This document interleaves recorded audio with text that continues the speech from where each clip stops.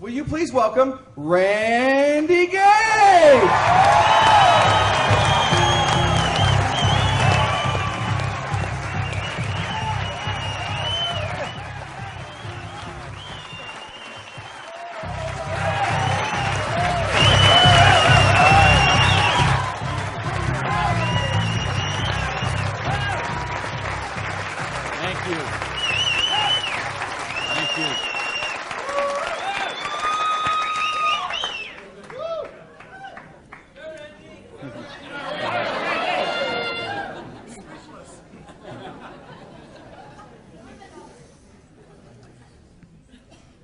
So what do you do when your dream dies?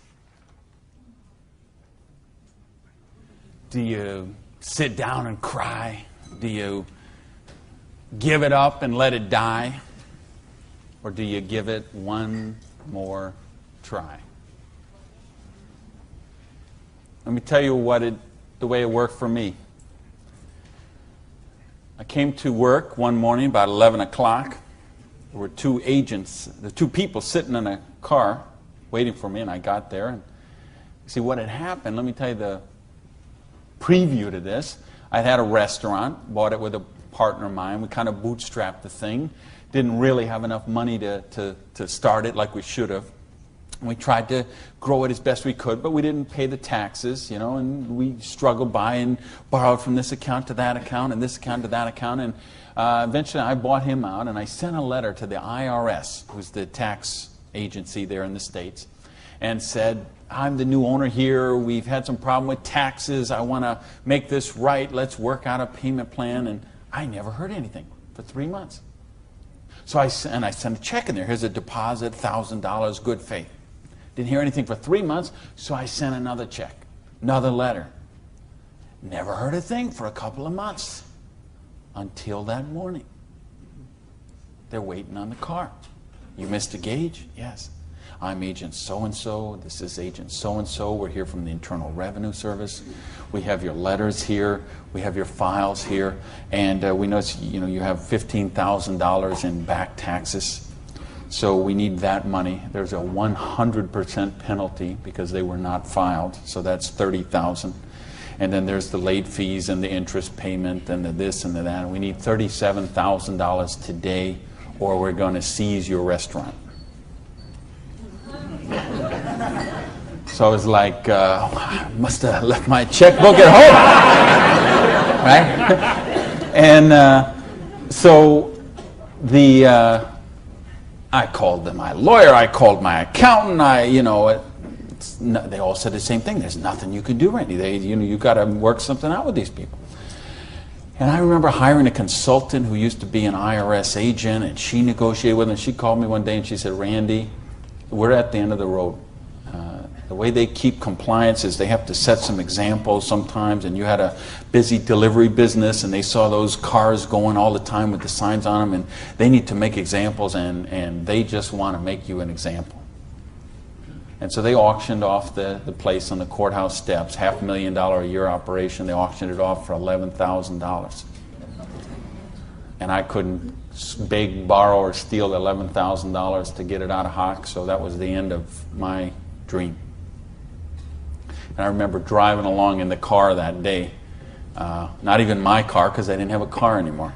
I remember driving along in my friend's car and crying in the car, thinking, I have to call my mother and tell her this. I have to tell my friends this. I mean, I was so ashamed. I was so humiliated. I didn't know what I could do. How was I going to tell people that I had lost my business? And between the $37,000 I owed those guys and then the money I owed for the vendors, whatever money I had left that day, I took and paid off the employees and said, this is the last check you're going to get, so do what you can with it. And that left me $55,000 US, $55,000 in debt. No house, no car, no credit cards, no job. And what do you do in a situation like that? Well, when you have your dream. And see, that was the biggest dream I had at that point in my life. Because as you heard from Ford, I'm a high school dropout. I started off as a dishwasher in a pancake house. And then I worked my way up to cook, and then I became a waiter, and then I was a manager trainee. And I thought, boy, if I could just be a restaurant manager, that would be, I could wear a tie, I'd go around with the coffee pot. How's your dinner this evening? Everything okay? You know, I thought, oh, this would be it. Until I got that job. And then I realized I worked 60, 70, sometimes 80 hours a week for a fixed salary. And, you know, and then I became like the problem store manager, and they sent me around to different cities whenever they had a store losing money. They would send me there, and it was my job there to go and be the turnaround guy. So I'd go in and work on the payroll, work on the food costs, the controllable expenses, make the thing profitable, and they'd send me somewhere else. I lived in 18 cities in 5 years. So think what kind of home life you have, what kind of friends. You don't have any friends. You don't, you know, because people stop calling you. Because every time they call you, you're always working. And you never go to the movies, and you never go to dinner, and you never go anywhere, so they just stop calling you. And your work becomes your life. And I know we've got people in this room tonight and people watching on this film today who are going through the same thing. We get out of balance. We get so busy chasing our income, we forget about living life. We forget about living our dreams. So anyway, that was my dream. I thought to run a restaurant until I got it. And then I said, wow, this is crazy. I'm minimum wage here. When I divide all these hours I'm working with what I'm doing, I know what I got to do. I need to own my own restaurant. That would be the dream. And that's the great American dream, of course. And back in the States, is you get your own business and you start it up. And so that's what I did. And I saved my money, and I worked hard, and I played by the rules, and I did all the stuff you're supposed to do, and I got that restaurant. Until that day when it all ended like that. And all of a sudden, where do you go when you don't have that dream anymore? And, you know, in my case, I had to back up, and I'll talk about that in a sec, but I don't want to talk about me tonight. I want to talk about you tonight. I want to talk about your dream. I mean the big dreams, the bold, daring, imaginative ones you had. The ones you had when you were 15 years old, and 18 years old, 20 years old. Because you know what I see people give up on their dreams. And it seems the older we get, the more we give up on our dreams. And you know, talk to any kid who's 15 years old, and they know they're going to have a great car when they grow up, and a great house, and a great job, and a wonderful spouse, and they're going to be rich, and they're going to be successful, and they're going to be an astronaut, or a football star, or a rock star, or whatever, right? There's no limits to what they can dream. And what happens along the way? They get out, they go to school, they get out as 22, 23 years old, all of a sudden they take a job they don't really want. It's not their dream job, but they figure it'll do for right now. And then maybe they find out about another job, and that's not their dream job, but it's a little more money than the last one. And they meet someone along the way, and all of a sudden there's two, and then there's a little baby on the way, and there's another baby, and then there's diapers and formula and braces and all of those kind of things. And all of a sudden they take another job that's 500 miles away, but again, it pays a few $1,000s more a year, so they take that job. And all of a sudden you're 35 years old, you're 45 years old, you're 55 years old, and you forgot about your dreams.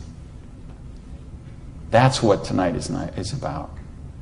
I know you heard it's a business opportunity. Nah, it's a dream opportunity. How to get your dreams back. I noticed this because I like sports cars.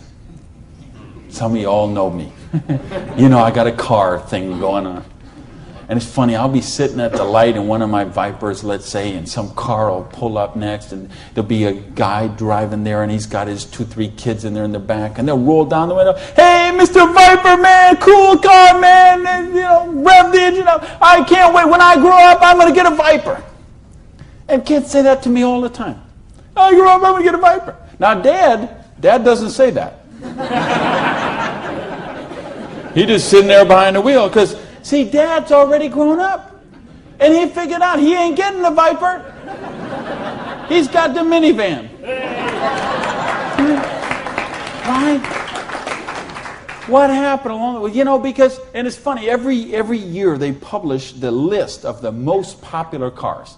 And I see it every year, and it comes out. And I read the list, and it's funny. Now, when I talk to kids, and I talk to a lot of kids, they always like cars. And they, I'm going to get a Corvette, I'm going to get a Lamborghini, I'm going to get a Ferrari. And then when they publish this list of the best-selling cars, it's Toyota Camrys and Holdens and Mercurys and Ford Escorts and Geo Metros, the broke mobiles, right? These are, because see, these are all cars they make for broke people. You see that? Like the Holdens you got here. Right? And the Toyotas we got there, and the Chevys we got there, and the Buicks we got there. They make those things for broke people. Now, how come when I see the list of the top 10 things, I don't see Ferraris and Lamborghinis and Rolls Royce and Jaguar and Bentley? Because they gave up on their dreams. They said, well, this is the car we got. There's room for the car seat in the back, and we can afford the payments. And they settle for a car. And they settle for a house. And they settle for a job. And they settle for a life of quiet desperation. When they could be living a life of joy, challenge, growth, adventure, and prosperity. That's what tonight's about. I want you to think about, really, here's the challenge I would give you. I want you to think of 5 things you would do, have, or become if money was no object. I mean, really think about this, okay? You don't have to write it down. I just want you to think about it. But think about, if you had Bill Gates' kind of money, if you had Larry Ellison's kind of money, if you were one of these .com billionaires, would you be driving the car you're driving right now that you got here today in? How many people, tell the truth now, if money was no object, how many people would have a different car in the parking lot tonight? Okay. Now, if money was absolutely no object, you had 30, 40, 50, 60 billion dollars, how many people would have a different roof over their head when they went home tonight? How many people have a better wardrobe? Ladies, how many of you would have bigger closets? Right? Yeah. So this tells me something. This tells me you do have dreams and you want to live them, or you wouldn't be sitting here tonight. See, most of Australia tonight, most of New Zealand tonight, most of the United States, UK, everywhere where they're watching this video, they're not, most people aren't gathered like this. Most people are sitting on a recliner, rubbing the hair off the back of their head, drinking rancid fermented hops, watching the Idiot Box. 6 hours a day. And this is their life. Monday morning, 6:30, the alarm clock goes off. And they get, hit the snooze bar. If I could just get 15 more minutes. And they wait 15 more minutes, and they hit the snooze bar again, and they get 10 more minutes. And then they got to get up, and they rush in the shower, and they jump in the car, and they buy their breakfast through a drive-through somewhere, and then they go to a job they don't like or actually hate. 85% of them, a job they don't like or actually hate, and they get through Monday till 5 o'clock or 5:30 or 6 o'clock, and then they go out and they face the traffic going home. They probably get drive-through dinner somewhere, dinner in a bucket to take home to the kids, get in front of the Idiot Box and sit there in a coma till they fall asleep, or they crawl into bed until Tuesday morning, 6:30, it starts all over again. Wednesday, hump day. Thursday, we're almost there. Thank goodness it's Friday. Because you know what Friday means, right? Because Friday means somewhere near the end of the day, the boss is going to say, hey, here, boy. You're going to get out that little paycheck, and they're going to get that paycheck, and for one brief moment in time, it's going to feel like it's theirs. But we know it isn't theirs, is it? Because they got all those little window envelopes from the credit card company just waiting for them. And that money is spent long before it ever got there. But for this one brief moment in time, it feels like theirs. So I don't know what they do here in Sydney, but I know what they do in the States. They go out to Pizza Hut. All right? So it's off to Pizza Hut for a deep dish, meat lovers, extra cheese, extra meat, but, you know, Diet Pepsi because I'm trying to hold my weight, you know. And off to the Pizza Hut, and then it's off to the neighborhood video store where they rent 3, 4, 5, 6, 8, even 10 videos to get them through the weekend. And they will spend their entire weekend sitting on that same recliner, rubbing that same hair off the back of that same head, drinking the same rancid fermented hops in a coma all weekend long, video after video after video, so they don't have to think about their life of quiet desperation until Monday morning, 6:30, when it starts all over again. This is life for a lot of people. This is life for millions of people. They're missing out on the real life. They're missing out on the real joy. And I don't want that for you. I didn't come 12,000 miles here to tell you what you want to hear. I came to tell you what I think you need to hear. We got a business here that offers you a chance with unlimited income potential. It's a business to help you be successful while you're helping other people reach success. You choose the hours you work. You pick the people you get to work with. I mean, do you know what a joy that is? Just to be able to pick the people instead of those slobs you're working with. Right? I mean, the tax advantages are extraordinary. The travel opportunity, if you're like me and you love to travel the world, the travel opportunities in this business are simply amazing. Okay? So what's it take to do the business? Well, it doesn't take a lot of money. This is a very low startup cost business. It doesn't take a lot of time. This is a business you can start in 7 to 10 hours a week. And what I'm going to share with you tonight is a 2 to 4 year plan. So you say, is this a get-rich-quick scheme? Yes, as a matter of fact, it is. Okay? Because anything that can get you rich in 2 to 4 years is a get-rich-quick scheme as far as I'm concerned.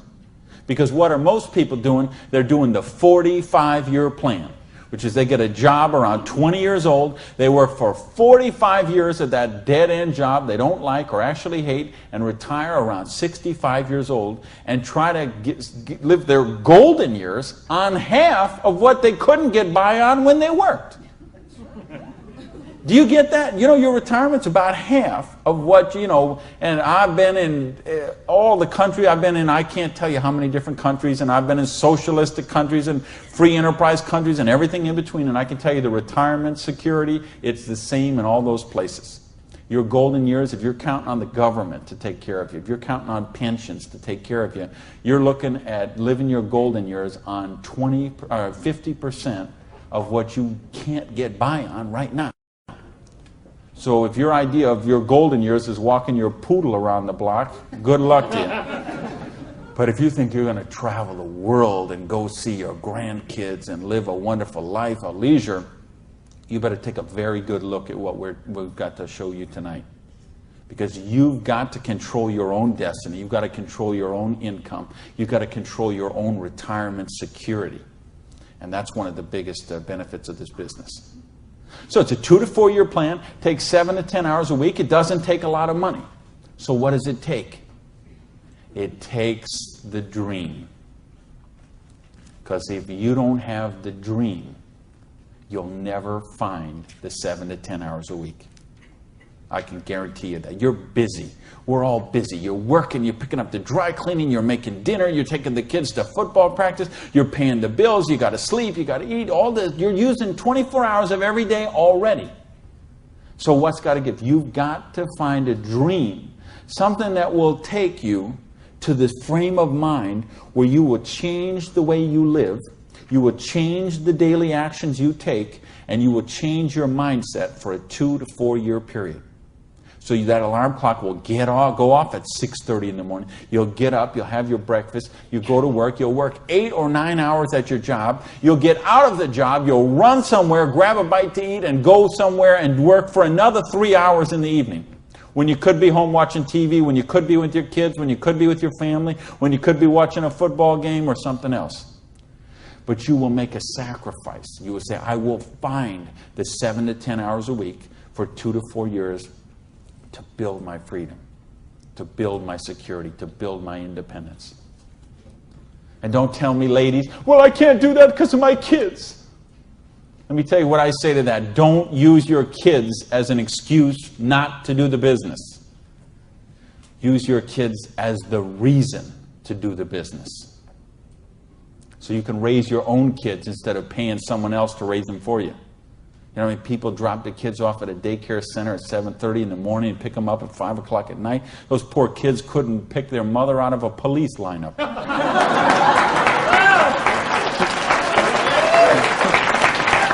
Right? Don't use your religion as an excuse. Let me tell you, I missed a lot of church for a couple of years while I built my business. I was doing meetings on Wednesday nights instead of going to church on Wednesday night. Some Sundays I was in a different city working with a long-distance line instead of being at church. But you know what happened? I tithe 10% of every penny I make to my church. And I make a lot of pennies these days.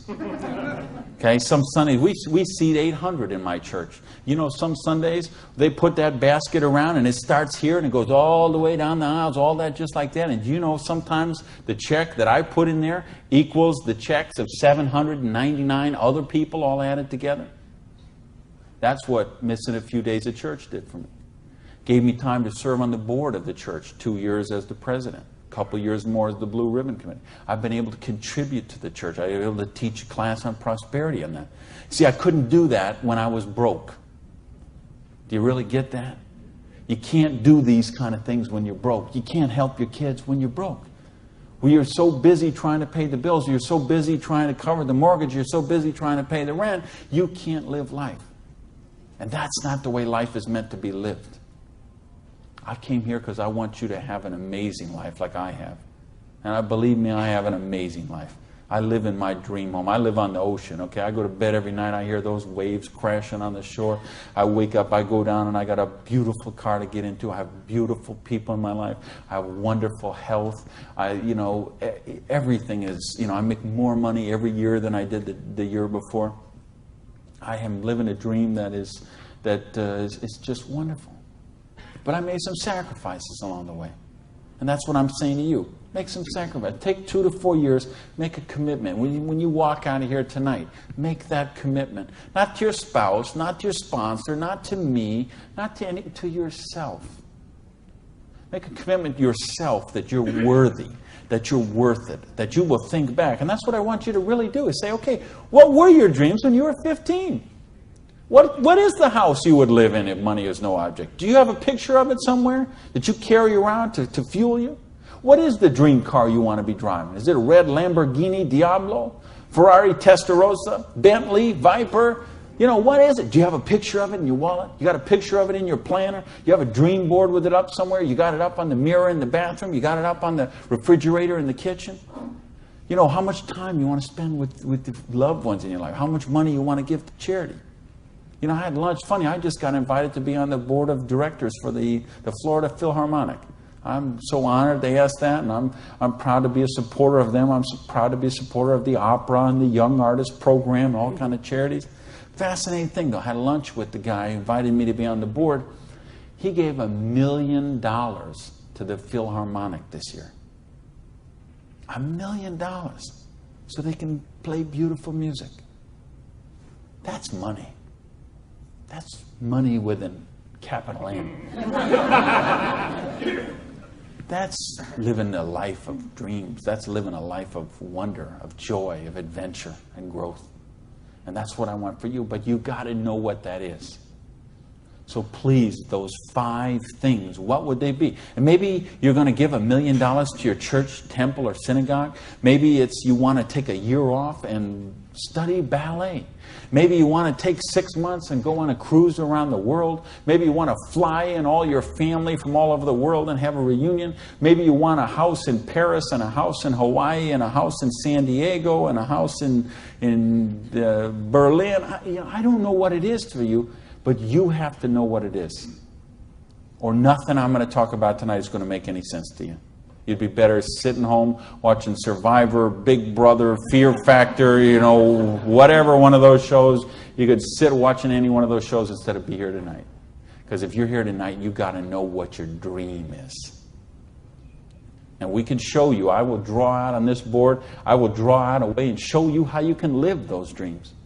And I'll show you how to build some residual income, some retirement security, and you can just do the numbers yourself, okay? And you could say, all right, is there any of those 5 things that I would do, have, or become that I can get with what I see here on this board? The difference is, and here's the secret, okay? You wonder, okay, I know there's nothing for free. There's always a cost. Here's the thing. Here's the secret of everything I'm going to talk about tonight has to do with leverage. It's getting you out of the trap. And there's a big trap, okay? And this is the trap. It's people trading time for money. You work 40 hours, you get paid for 40 hours. So you work 40 hours and you get paid $400 a week. If you're sick half a day and you only work 35 hours, you get paid $350. If you need some extra money because there's something that you want to do, you put in some overtime, so you work 45 hours, so maybe you get $450. Well, you know what? That is trading time for money. Time for money. Hours for dollars. Hours for pounds. Hours for dollars. Hours for cougar ranch. Whatever the currency is. If you're trading time for currency, you can't get wealthy. It's a trap.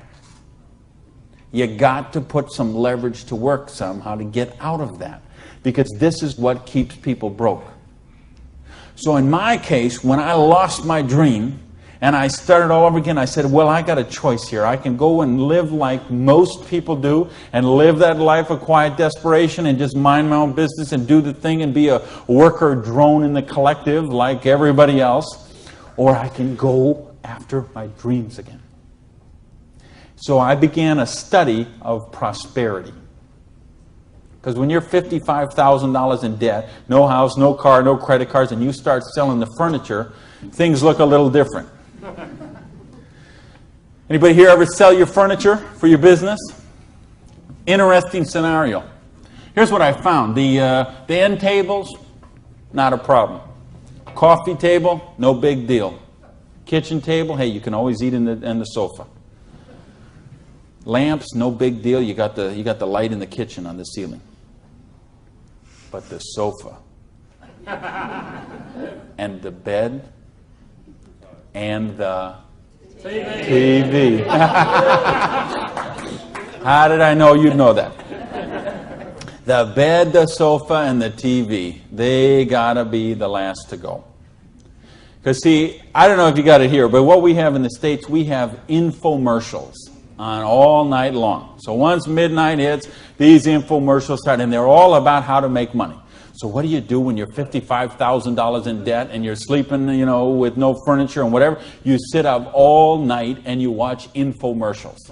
And then you sleep all day and you're so depressed and you get up and you read the one ads and you think you don't have bus fare to go to the job interview and you think how miserable your life is and you eat macaroni and cheese 3 times a day, which is what I did for weeks and weeks and weeks. So I'd get up, sleep, mope around, eat my macaroni and cheese, and then midnight would start the infomercials. And I remember we had a Vietnamese guy named Tom Vu. I don't know if you ever saw that here, this infomercial. He had one of those courses on how to buy real estate, no money down. So one night, it's 3 a.m., I'm sitting on the sofa. Tom Vu comes on. He says, "You, sitting on the sofa! You, it's 3 a.m. Now I know he's really worried because it's 3 a.m. I'm sitting on the sofa. He said, "You sitting on the sofa at 3 a.m. Your wife's asleep. Your baby's asleep. You are a loser. Nobody cares about you. You a loser. If you don't buy my program, you deserve to be broke.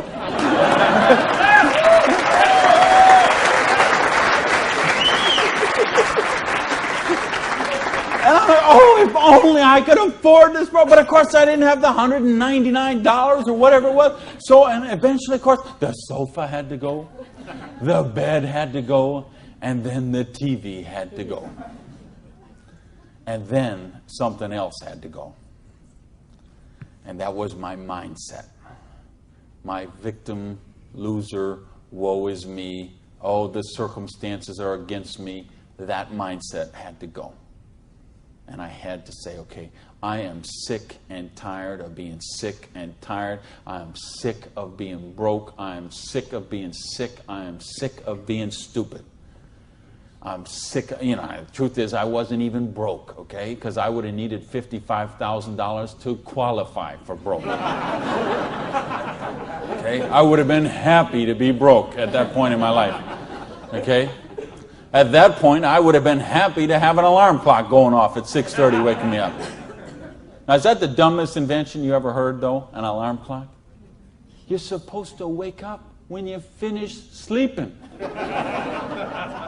But, right, what do? We stuck in the thing. So now at this point, I wouldn't have been happy with an alarm clock. Okay, but I started a study of prosperity. And here's what I found. 2 secrets of prosperity.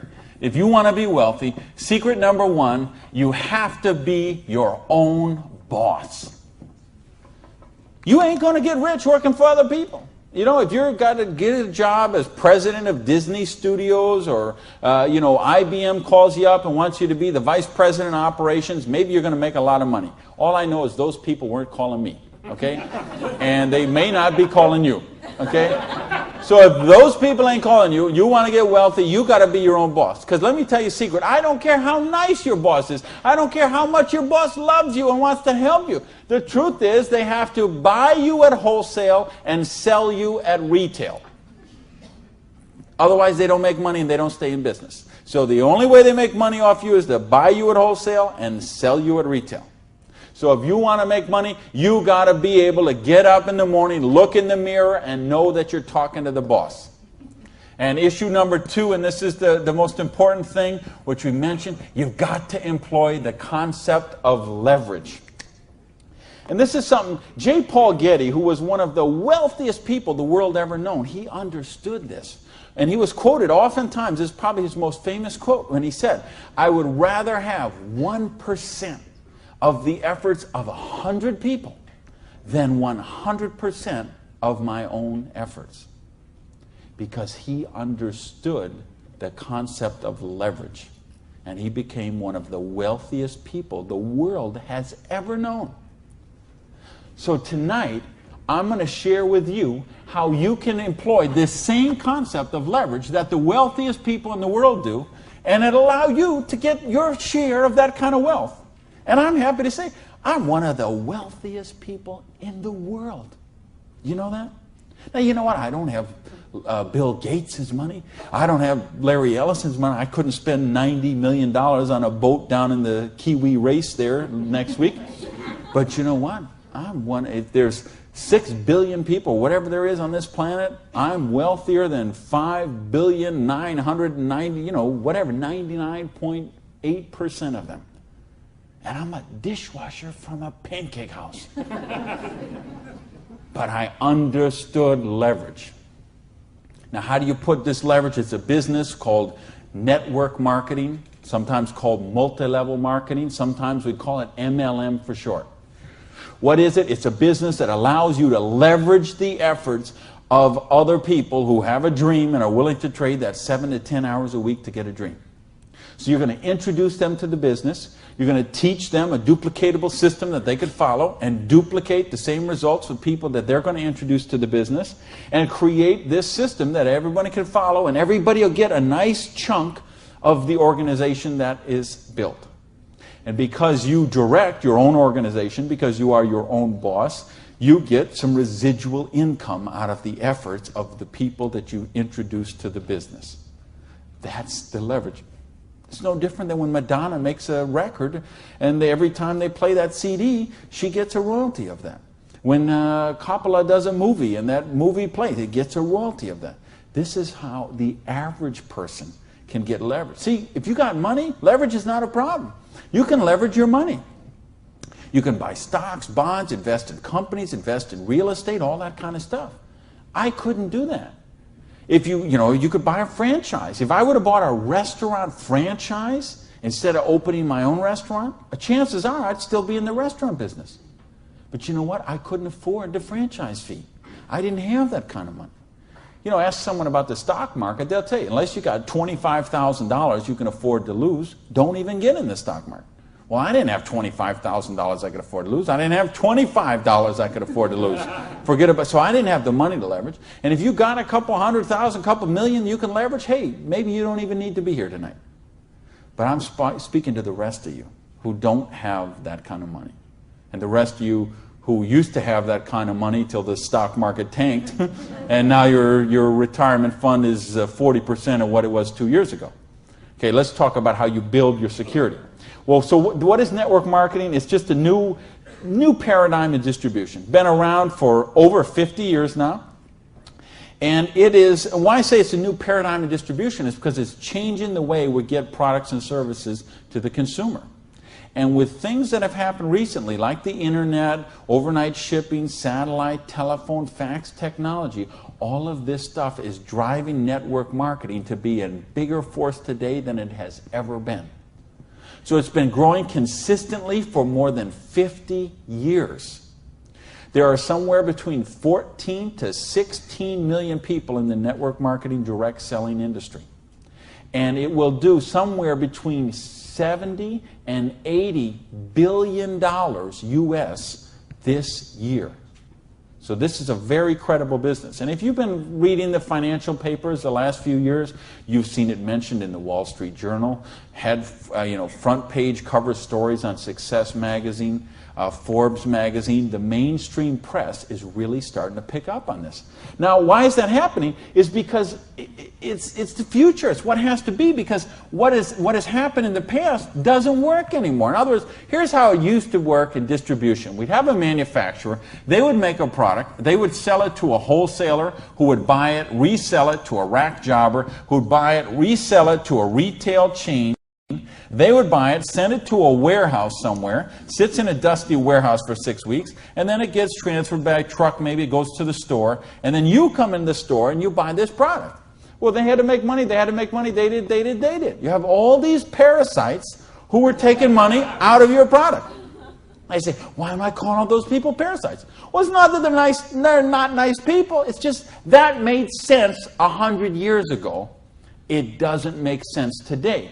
Because today, we can have a network marketing company manufacture a product and send it direct to a distributor who in many cases is the end consumer, and in other cases is just conversationally marketing the products with their friends, neighbors, and relatives, and we eliminate all these other people in the middle.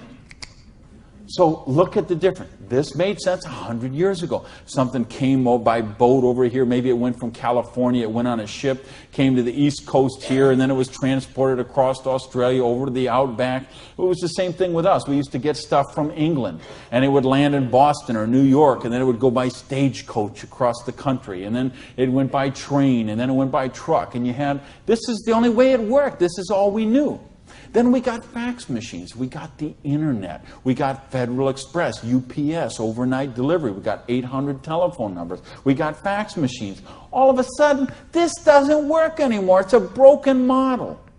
Why do you think so many businesses have been in bankruptcy in the last 5 years?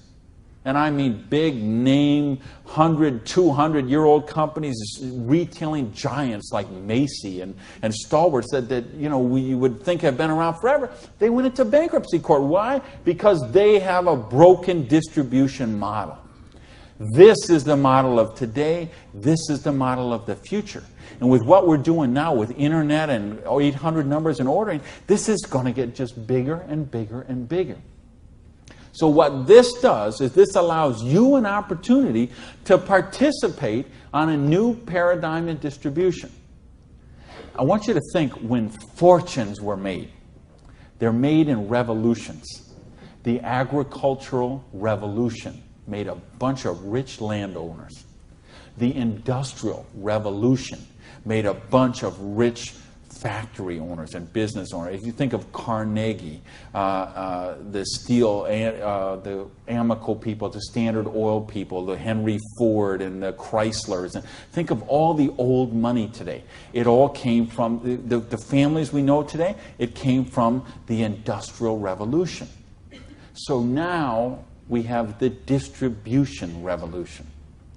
So what this means is that 50 years, 75 years from now, there's going to be a meeting at a hotel somewhere in Sydney, Australia, and they're going to say, think about the old money today, the Gage money, the Hawkins money, your money, and say that was made in the distribution revolution. Because they saw the power of the internet, overnight shipping, fax machines, 800 number, and how to put all this together into the new paradigm of distribution. This is what we're in right now. And I believe the next 2 years is going to be the biggest years of growth in the history of the industry. And you could be a part of it. Well, your income 40 years from now is going to be precedent on what you do for the next 2 years. Now notice, we have all this money that got wasted before. Where did it go? Well, there's two places it goes. Number one, it goes to product research and development. And I'm going to talk about that in just a little bit. And the other place it goes is right here to you, the distributor. The people who actually get involved with the business. All this money that you... Because see, sometimes you could go to the store, you could buy a box of cereal for $3.50. The actual cereal, the cost of that cereal might be 40 cents, 35 cents. What is all the rest of that money? It's all this wasted layers of distribution. So see, that isn't necessary anymore. So that money gets freed up, and because you are a pioneer of the industry, because you are somebody with a vision and a dream, and you're willing to trade the 7 to 10 hours a week to get the dream, you're going to cash in about that.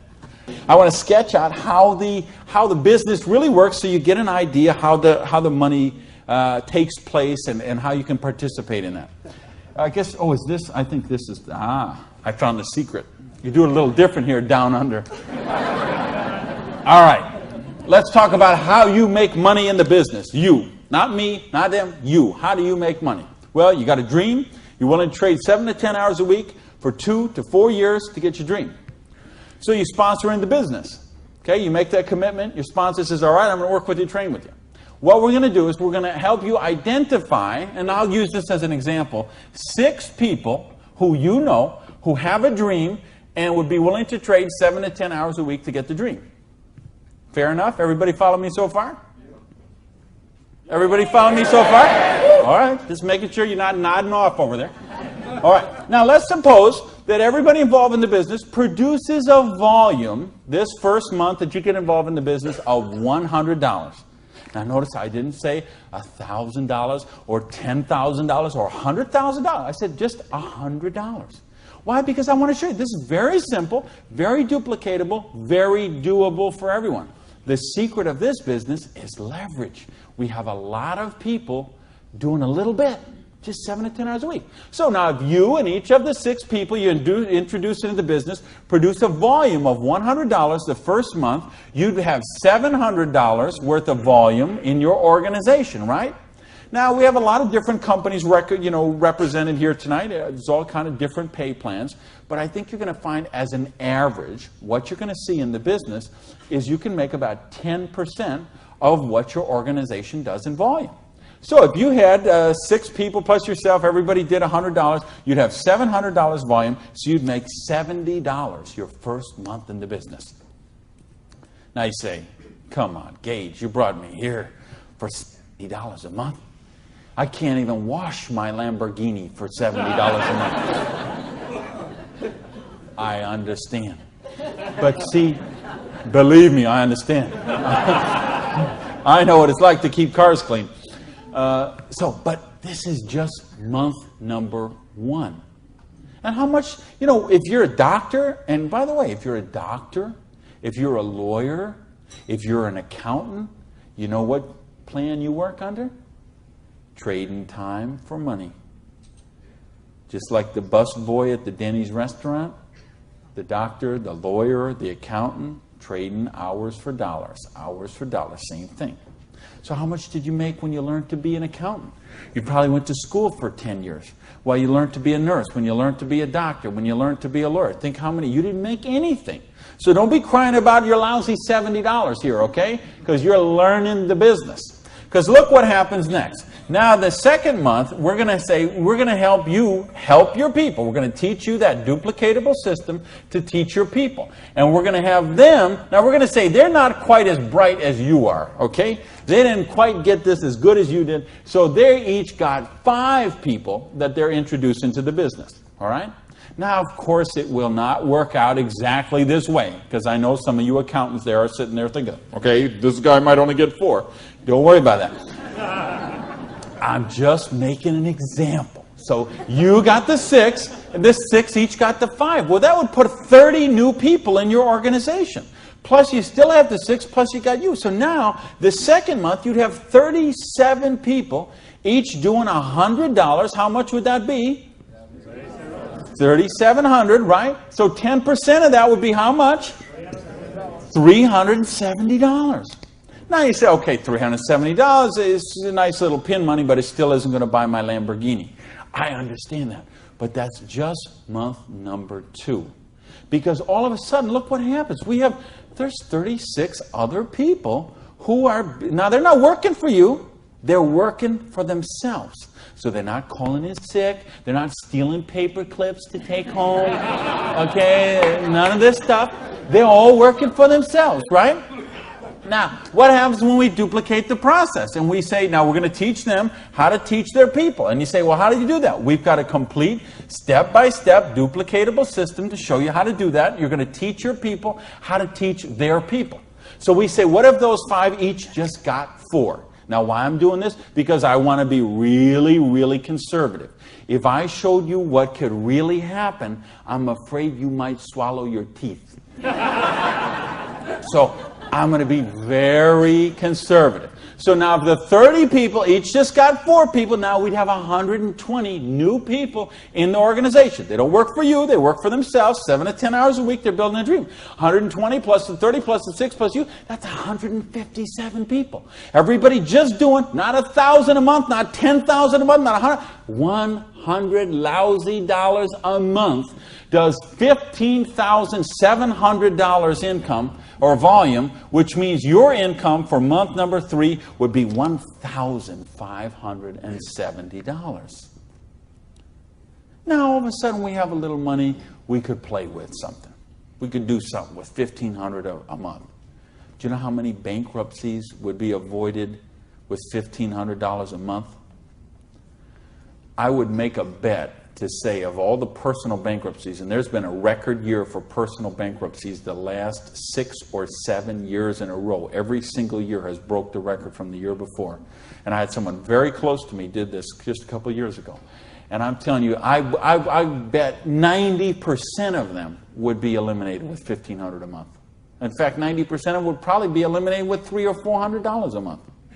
Just this much, the $370 a month, would help most people that they could just start paying down their credit cards instead of paying those minimum balances every month. By the way, do you know how long it takes to pay off your credit card if you're paying the minimum balance every month?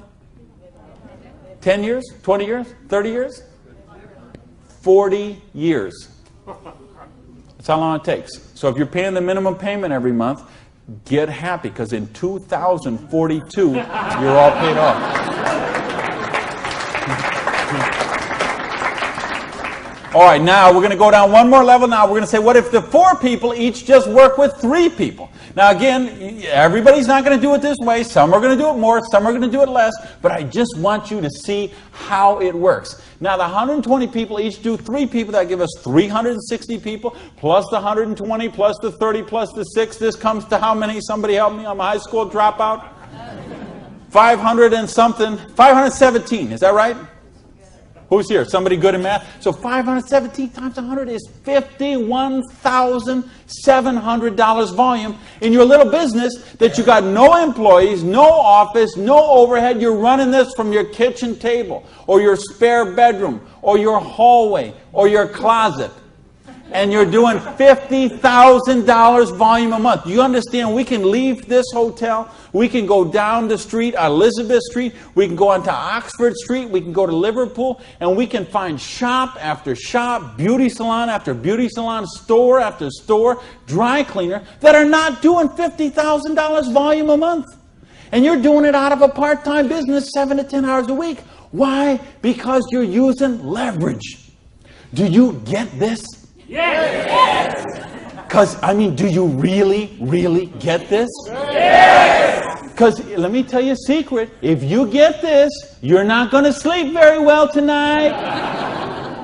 Believe me, I have spent many a night just laying on the pillow, looking at the ceiling, and seeing 6 get the 5, get the 4, get the 3. Okay?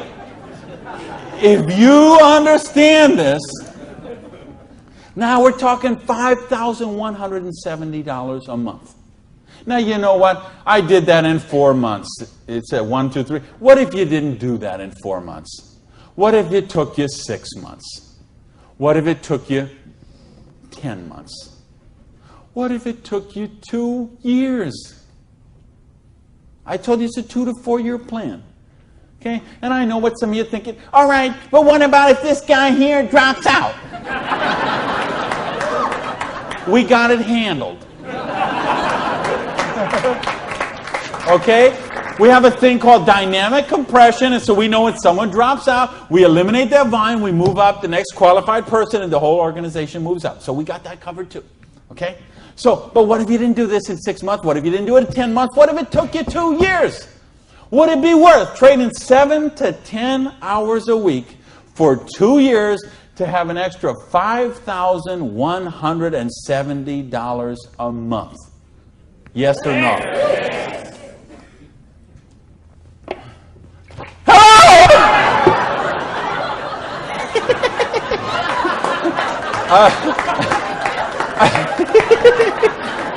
Aren't you glad you got the front row, baby?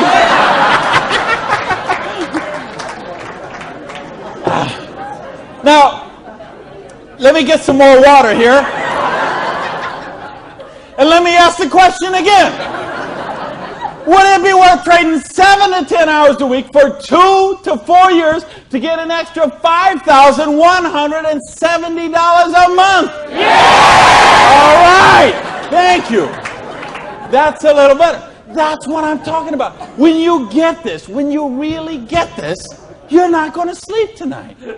Because you see how a dishwasher from a pancake house could become a multimillionaire. You see how a farmer's wife from Utah could make $80,000 US a month. You see how a woman with 2 kids and an abusive husband could leave her husband and become a multimillionaire. You see how people on welfare can build complete financial independence. And they can do it with integrity. They can do it with honor. They can do it with helping other people, giving value, contributing. That's what we got to offer here. So see, now you say, okay, all that sounds good. It looks good, but what's the problem? What is the $100? Well, I told you, remember that whole distribution model? We have all of that money that used to get wasted. Now that goes into product research and development. You will see some of the most cutting-edge, state-of-the-art products in network marketing that you won't see anywhere else in the world today. Some of the best scientific breakthroughs, some of the best health breakthroughs, some of the best wellness breakthroughs, medicine breakthroughs, herbal breakthroughs have been personal care products, environmentally non-toxic, natural products. Some of the most breakthrough products in all of those categories have been brought to the marketplace because of network marketing, because they have the time, the money, the research, the resources to do that kind of research. So what I'm going to ask you is, if you're here, you're looking at this for the first time tonight, if you're on the video and you're seeing this for the first time tonight, you have a conversation with the person who invited you here. Have a conversation with the person who asked you to watch the video. And they will give you a catalog. They'll give you some brochures. They might have some tapes, some videos, some other things, and you'll find out about these products. What I want you to see tonight, right now, is the big picture. how the distribution model works, because this is how fortunes are made. People who recognize new paradigms become pioneers in those paradigms, and they reach the reward for generations sometimes. So the products are there. Next question is, say, what about the support? I don't know anything about this business. I've never done it before. How can I do the business? Well, that's what the system, we keep talking about a system. In other words, we've got a system where we're going to teach you how to do the business, and we're going to teach you how to do the business while you actually do the business. That's why we've got this presentation up on the internet. That's why we have this meeting in this hotel here tonight. You have a sponsorship line. So you see, a lot of people say, well, I don't want to be this guy here. I want to be this guy right at the top, because look at all these people he's got under him. Well, you know what? This guy or this gal down here, this person and this person and this person and this person, and all the way up to the company, all those people work for that person for free. Because every one of those people have a vested interest in their business. So you want to have 150 people between you and the company, because they all work for you. So they will go with you and they will do two-on-ones with you. They will go to your prospects and sit down at a coffee shop and bring a notepad and explain the business to them. They'll conduct meetings like this where you can bring your people and let them see what the business is about. They'll bring in speakers from all over the country and sometimes all over the world. So your prospects can see and meet and learn from some of the most successful people in the business. There's conference calls, there's monthly newsletters, there's regional trainings, there's company conventions, there's audios and videos and brochures and booklets and catalogs. There is just hundreds of little tiny things that are all designed for one particular goal in mind: to make you successful. See, you are in business for yourself, but you're not in business by yourself, because you have that whole support network of people to help you build the business. So, and that don't happen when you open up your own, and you know this, most of you in this room, you know, if you've ever been in the restaurant business, like I have, you know what I'm talking about. If you own a beauty salon, you know what if you own a little store or a shop, you know you don't own the business owns you. And you know, if you work for someone else, you're never going to get wealthy that way. So what we've got tonight is a model that lets you work for yourself, but not by yourself, and it gives you the option to build your future. Now, I want to give you 3 options. If you're thinking about the business, I want to suggest 3 things to you. Option number 1 is you say to me, you know what, Randy, that sounds good, it looks good, but you know what, I'm one of the 1/1%. I love my job, and I get paid exactly what I'm worth. Well, you know what? If that's you, I don't know how you still made it this far in the room tonight. But if you did, thanks for staying. And then we'd love to have you as a customer. Okay? And what I'd ask you to do is to talk to the person who invited you tonight and ask them about the preferred customer program. Because I told you, we've got some of the most cutting-edge, state-of-the-art products that you're going to find anywhere. And the difference is, if someone in this room or someone who asked you to watch this video told you about them, they will become your personal customer service representative. So you're not calling some 800 line that you never met, or sending things off and going into a store and standing around for 20 minutes trying to get someone to wait on you. You're going to have the personal attention of somebody who knows you and cares about you and will look after your needs personally. Now, option number 2 is what we call the small business. You say, you know what, Randy, this sounds good. I like the idea of being my own boss, and I like the idea, or maybe you're looking at a nutrition company and you say, well, I'm a chiropractor, massage therapist, an iridologist, or physical therapist, and I want to sell this stuff to my clients. Or maybe you're being presented to a personal products company and you own a spa or a gym or salon and you think you could sell them there. Or maybe it's a cleaning product stuff and you've got a cleaning service and you could sell them to your clients. Well, if you're looking to just kind of use the products yourself, buy them at wholesale, and then conversationally market them to your friends, neighbors, and relatives, that's a small business. And if you want to make a couple $100 to a couple $1,000 a month, the small business option would be the one for you. Now, there's one more option, and that's the big business option. Okay? And that's the stuff that we're talking about right now. meaning you're not looking just to retail a couple products to a friend. You want to build complete financial independence. You got a dream. You're willing to trade that 7 to 10 hours a week to get the dream, and you're willing to do a 2 to 4 year plan, and you want to work to build that dream. You want to build an organization like this.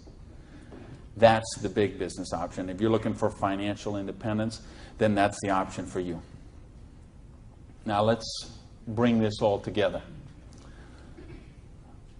I told you what happened when when my parade got rained on. My dream looked like it was going to die, and I drove around in that car. I remember crying in that car, thinking, having to call my family and call my friends, and that it just took so much out of me. And I'll tell you what I did. I went in, and here I was. I had owned a restaurant. I'd owned 2 restaurants in my life. I had been a restaurant manager for years. I went and found a restaurant in South Miami, a little diner that was open for breakfast and lunch only, way in the Southwest where I didn't know anyone, and I got a job as a breakfast cook, flipping eggs. For 2 reasons. Number one is they would pay me cash every week. They would cash my paycheck, give me the cash, because I didn't have a bank account, because if I had a bank account, the tax people were going to seize it. So I needed someone who would pay me cash. And I needed to go get a job and just make some money to buy macaroni and cheese. And I had to lick my wounds. I had to take a couple of months and just regroup. I had lost my self-esteem. I had lost my drive. I had lost so much that I just didn't even know where to go. So I needed that time to do that. And so I got up every morning at 5 o'clock in the morning and took a bus down to South Miami to be there by 6 o'clock, 6:15, and flipped eggs every day till 2:30. And I did that all week long. And I did that for months to kind of just get my sanity back, get my esteem back. And then I went back to this business. And see, I didn't have the money to get back in the business because I still owed tens of thousands of dollars. But I had been in the business once. I had made some money. That's where I got the money to buy the restaurant initially. And what had happened, I'd been with a new company. It was not a stable company. I got some money. I bought my restaurant. That company went out of business. Well, then I was in the restaurant and working 80 hours a week, and then it just, that's what happened. So now, owing $50,000, I knew I was never going to pay this off flipping eggs. And I knew I was never going to pay it off even if I got a job as a restaurant manager. I mean, do you know how long I'd have to work as a restaurant manager before I could make $55,000 and pay it off? And I owed even more then because I borrowed a bunch of money just to live. So I said, I've got to get in this business. So I went to someone I knew in the business who knew me from before, and I said, you know me, you know that I can work, you know I have a dream. I don't have enough money to get in the business. I needed about $600 to start that business. Rob, he lent me that $600. And you know what? Best decision he ever made. So I went out, and I didn't do this business 7 to 10 hours a week. I did this business 7 to 10 hours a day. I sponsored 9 people the first month of the business, okay? I didn't do 6. For those of you who said, well, it doesn't work this way, you're right, it didn't. I sponsored 9, okay? And at the end of the month, I had 60 people in the business, month number 1. Month number 2, I sponsored 2 more people, so that's a total of 11.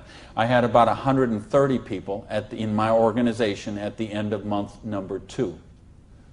Month number 3, I didn't sponsor anybody. Okay, I just worked with the 11 that I had sponsored in the first 2 months. The organization went from about 120 people to 360 people. And month number 4, I sponsored a couple more people in the business, and the organization was bigger than this one right here in the 4th month of the business. It wasn't 6 months, wasn't 10 months, wasn't 2 years, wasn't 10 years. It was 4 months. And I made easily double that money. What you see on the board, I made that in my 4th month of the business. Now, how did I do that? I needed to and wanted to very badly. I was hungry. I had a dream, and I was sick of being broke. And that's what I want you to get out of this is, do you understand? This is how it goes. There's no limit here. You could sponsor 7. You could sponsor 8. You could sponsor 9. You could build this whole organization, build yourself up to get $50,000 or $60,000 a year residual income, and then you could go out and you could sponsor 5 more people and start the whole process all over again, the same exact thing. And you could have 100,000 residual going. And you could start with 5 more and you could have 150,000 residual going. And if you put 5 people a year in, and it's very simple, put 5 serious people in the first year. Put 5 serious people in the second year. Put 5 serious people in the third year, and you will be making a fortune. Put 5 serious people in the fourth year, you'll have a business worth at least $1 million, I project. Put 5 more the next year, and you're going to have a business worth a couple $1 million in 5 years. Why? Because we got residual income here. You're building leverage. You're getting this going. And that's what I want you to get. You know, and now I've been able to help people all over the world. I told you guys, the platinum people, I talked in the reception about the 3 kids from Norway who came to a program I did in 1998. And they're all multimillionaires now, all 3 of them. Number 1, number 2, number 3 payout in their company. I think of you guys right here in the front row and what you've done the last couple of years. And you know the people I had in London, those people there, what they're doing there. I've got people all over the world. Just, they got a dream. They're willing to trade it. We give them a system to follow, and they're living their dreams. I think of a lady named Mary in Colorado. Lady I mentioned earlier. 2 kids. She's sleeping in her friend's basement because she's on welfare. Divorced, no husband anymore, no one to help pay for her kids. So she was on welfare. And along the way, she got attracted to the business. Along the way, I was able to touch her and touch her life, show her some things, how to follow a duplicatable system. She built an organization making $30,000 US a month. Now, you know, the $30,000 US a month, I'm okay with that because you can get by on that. Okay. I couldn't get by on that, but I know a lot of people could get by on that. But you know what? It's not the $30,000 that gets me so excited about what Mary did. It's what Mary did. It's the example she does for her 2 kids. Okay? It isn't just the money. It's what, I mean, do you know what that means to those kids to see this woman who was on welfare and just desolate and nowhere to turn, and you meet her today and she is so well dressed and positive in her esteem and she's so confident and she is modeling this behavior and setting such an example for her kids. This is how you raise good kids. Is you show them how to be successful yourself. You don't tell them grow up and get an education, grow up and be successful, grow up and make money. You model the behavior for them. Jan Rue, who a lot of you know, I've done programs with Jan. Here's a lady, same thing, abusive husband, divorced, 3 kids I think, became the #1 payout in her company. Why? Because she had a dream. And she was willing to trade that 7 to 10 hours a week to get a dream. And we've got the model here where you can do that. There is no limit to what you can do. But I don't want to talk about my story anymore. I don't want to talk about Jan's story. I don't want to talk about Mary's story. I don't want to talk about Orion's story. I want to talk about your story. I don't want to talk about my dreams, Jan's dreams. I want to talk about your dreams. You know, go back to where we said earlier. Did this kind of thing, if you did this in 6 months, a year, 2 years, is there something on your list of 5 things you do have or become you could do with the down payment, with what we're talking about there? And if not, how big is your dream? Are you willing to pay the price? Are you willing to live your dreams? Because if you are, we've got the business that will allow you to do that. So I got a couple questions for you, and then I'm out of here. I'm looking for 1-word answers. Question number 1. Do you believe you're really worthy of success? Yes! Question number 2. Are you really willing to live your dreams? Yes! Baby! And question number 3, the last question, and I'm looking for a 1-word answer once again, and you better blow the roof off this joint, because that's it, and I'm out of here. Because all of this, all of these numbers, all these things, it all goes back to this one circle. These are not circles. Every one of these represents a person, and this circle right here represents you. And this thing only works if you believe in you. If you believe you are worthy, if you believe you have a dream, if you're worth that dream, if you're willing to trade the 7 to 10 hours a week to live that dream, if you're willing to not let your dream die. You're not willing to sit down and cry, even if you have to sit down. I had to sit down and cry. But you're not willing to give up and let it die. You promise yourself, you make yourself, you commit yourself to give it one more try. So the last question I'm asking you is based on everything we've talked about tonight, everything you know about this business now, everything you know about the person who invited you, everything you know about you and what you are and what your dreams are. I need to know, are you willing to give it one more try? Yeah! Thank you. Good night, everybody.